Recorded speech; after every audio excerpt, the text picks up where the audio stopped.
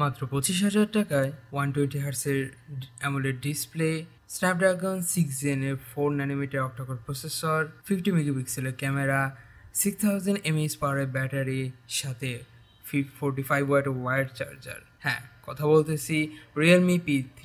এত কিছু স্পেসিফিকেশন মাত্র প্রোভাইড করতেছে আপনার হাতে নাগালে মাত্র 25,000 টাকায়। Is this really worth it? So guys, আজকের ভিডিওতে আমরা কথা বলবো Realme P3 specification, launching date, price পয়েন্টটা কীরকম থাকতেছে, এবং এটা আদৌ কি গেমিং ফোনের জন্য আপনারা নিতে পারবেন কিনা, and is this really worth it arounding like 25K আন্ডারে। আসসালামু আলাইকুম ফ্রেন্ডস, আমি মেহেদি হাসান, আপনারা দেখছেন টেকনিক্যাল মেহেদি। চলুন শুরু করি।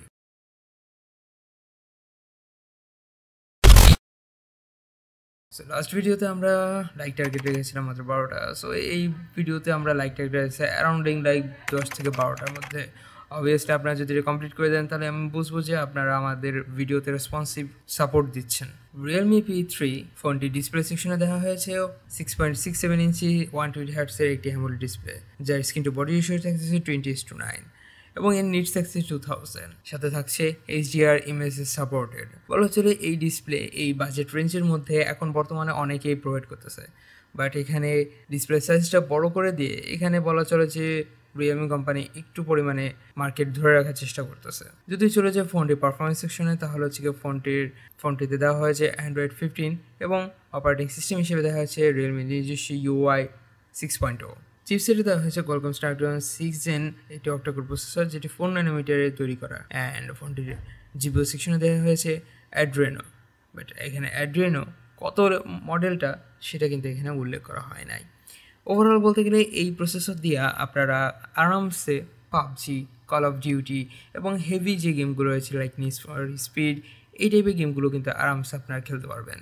এবং এখানে ফ্রেম রেট অ্যাভারেজে বলা চলে যে আপনারা যদি ব্যালেন্সড দিয়ে আপনারা যদি পাবজি খেলে থাকেন, সেক্ষেত্রে আপনারা ভালো লেভেলের ল্যাগ ফ্রি ছাড়া আপনারা এটা গেমিং এক্সপিরিয়েন্স করতে পারবেন।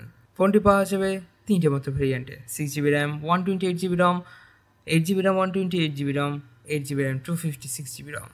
সাথে আছে UFS 3.1 এর সাপোর্টেড। ফোনটির ক্যামেরা সেকশনে দেওয়া হয়েছে 2টা ক্যামেরা, যেটা প্রাইমারি ক্যামেরা থাকতেছে 50 মেগাপিক্সেলের একটি ওয়াইড ক্যামেরা, যার ফোকাস পয়েন্ট থাকতেছে 1.8, অ্যান্ড সেকেন্ডে দেওয়া হয়েছে 2 মেগাপিক্সেলের একটি ডেপথ ক্যামেরা, যা দিয়ে আপনার ভিডিও শ্যুট করতে পারবেন 4K রেজলিউশন 30 fps-এ, 1080-তে 3060 এবং 120 fps-এ। সাথে থাকছে জাইরো EISS সাপোর্টেড। সেলফি ক্যামেরাতে দেওয়া হয়েছে 60 মেগাপিক্সেলের একটি ওয়াইড ক্যামেরা, যেটার ফোকাস পয়েন্ট থাকতেছে 2.4 এবং এটা দিয়ে ভিডিও শ্যুট করতে পারবেন 1080p-তে 30 fps-এ। ফোনটি ফিঙ্গারপ্রিন্ট থাকতেছে আন্ডার ডিসপ্লে অপটিক্যালে। সাথে থাকছে জাইরো, প্রক্সিমি এবং হচ্ছে কম্পাস। ফোনটির যদি ব্যাটারি সেকশনের দিকে চলে আসি, তাহলে হচ্ছে ফোনটি ব্যাটারি সেকশনে দেখা হয়েছে 6000 mAh একটি ম্যাসিভ ব্যাটারি, যাকে চার্জ করতে সাহায্য করবে 45 ওয়াটের ওয়্যার চার্জার। রিয়েলমি কোম্পানি এখানে ক্লেম করতেছে যে এই ফোনটা চার্জ করতে মাত্র 50% কমপ্লিট করতে লাগবে 30 মিনিট, অ্যান্ড 100% কমপ্লিট করবে মাত্র 60 মিনিটসে।